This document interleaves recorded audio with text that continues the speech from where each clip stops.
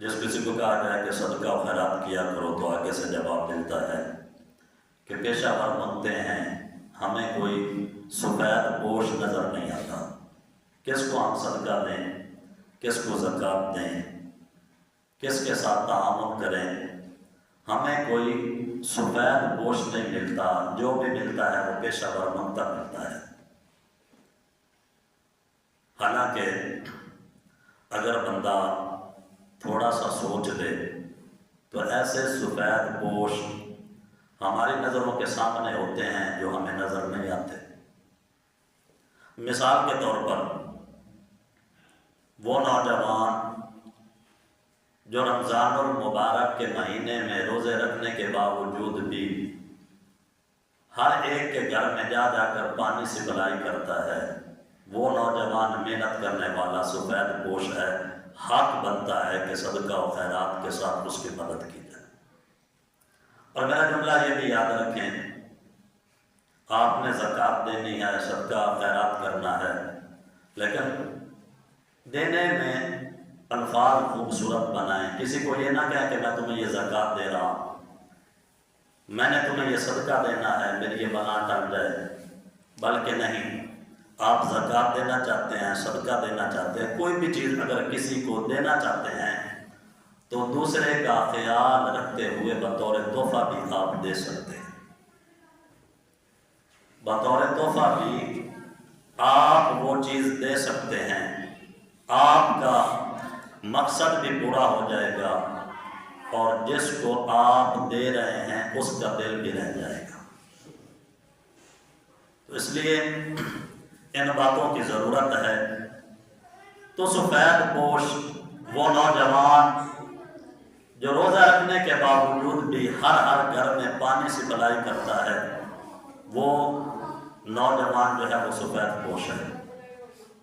اب بچے ادھر اندر آ کے بیٹھ جاؤ، نہیں تو باہر چلے جاؤ، شور نہیں کرنا،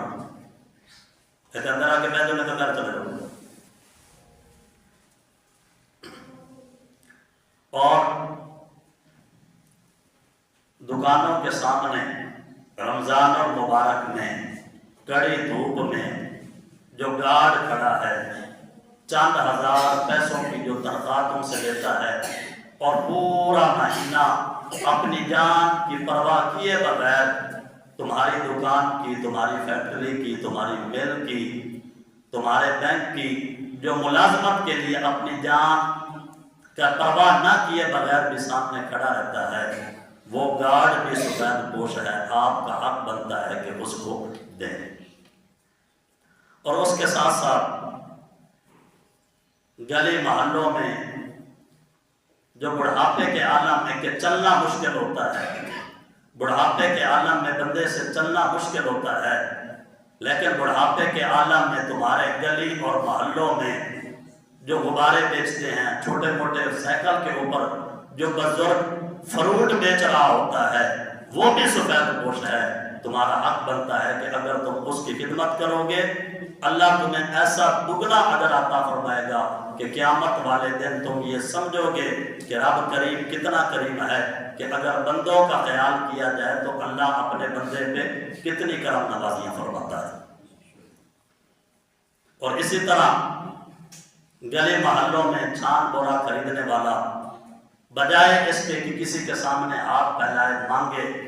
خود وہ محنت کرنے والا اور چوکوں میں دھوپ میں بیٹھ کر جوتی کو گانڈنے والا یا جوتی کو پالش کرنے والا، وہ نوجوان یا وہ بزرگ مزدور جو مانگنے کے بجائے پیشہ اختیار کر رہا ہے، وہ بھی سفید پوش ہے۔ پیشہ ور منگتوں کے بجائے حق بنتا ہے کہ ان کی خدمت کی جائے۔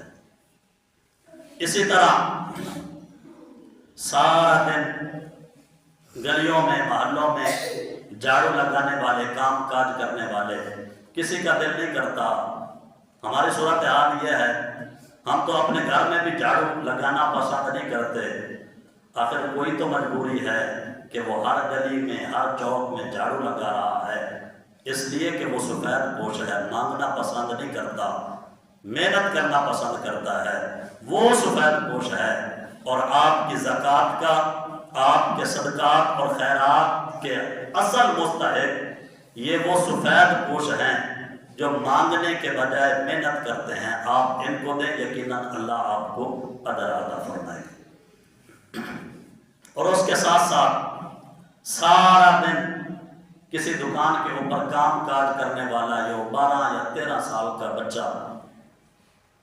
جس کی صورتحال یہ ہوتی ہے کہ خاک میں وہ خاک ہوا ہوتا ہے، موٹر سائیکلوں کی دکان پہ یا کوئی اور دکان ہے، سارا دن وہ کام کاج کرتا ہے، نہ اس کے کپڑوں کی پرواہ، سارا دن وہ کام کاج کرتے ہیں. وہ سفید بچہ تمہارا مستحق ہے کہ تم اس کی جو ہے وہ خدمت کرو، بجائے اس کے